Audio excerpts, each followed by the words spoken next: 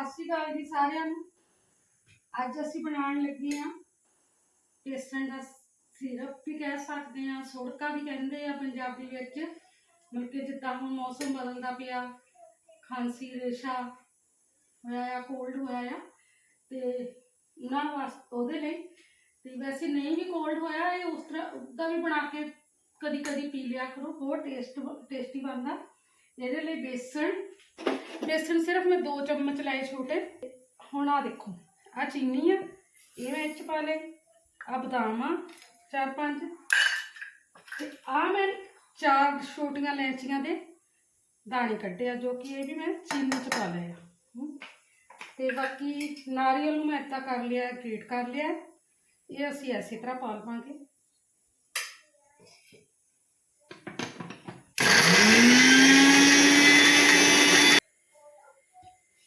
वैसे मैं चीनी पाई है, तुसी शक्कर भी पा सकते, मिश्री भी पा सकते हैं, तो मैं चीनी पाई है।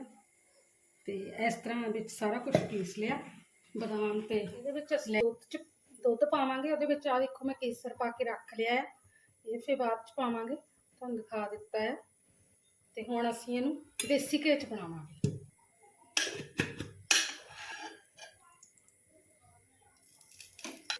लो जी, सब तो पहला असीं बेसन पावांगे इच। बेसन पा के इन्हूं चंगी तरह भुनांगे।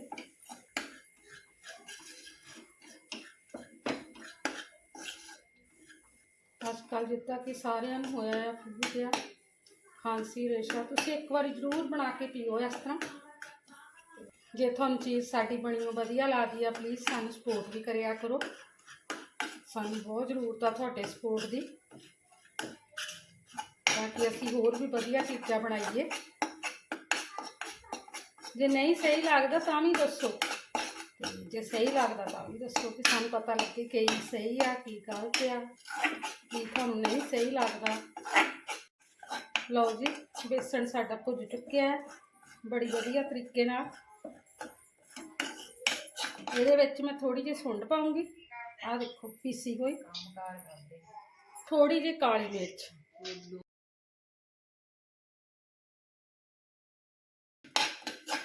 काली मिर्च भी गले लिए बहुत वधिया है, बेसन भी अपने सुंड भी।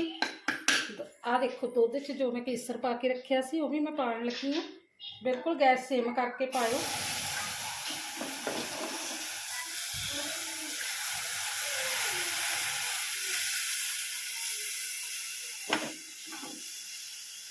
दुध में मैं कुछ धागे केसर के पाए सी, जे तुहाडे कोल नहीं तो रहन दो।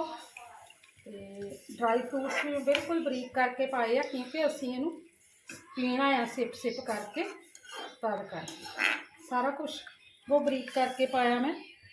आ देखो मैं नारियल का बरादा जो कि हुण मैं पान लगी हाँ, जो मैं खंड पीस के रखी सी। आ देखो ये मेरा अपना पर्सनल एक्सपीरियंस है, तुहाडे नाल मैं शेयर करती पई हाँ।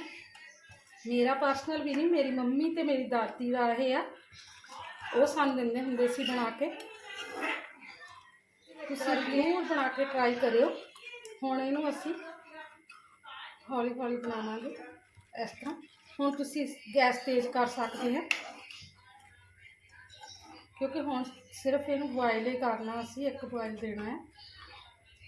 ये बहुत हैल्दी ते बहुत टेस्टी लगता है। मतलब कि तुसीं उदा भी कभी बना के पी लिया करो जो तुहाडा कभी दिल करे कुछ मिठा खाण नूं। लो ये बॉयल हो गया, देख लो बड़ा वधिया रंग आया, बड़ा वधिया बनिया है।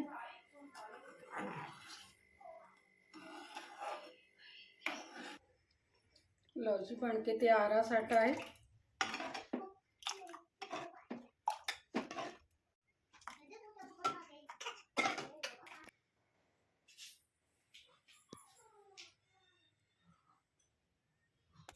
लो जी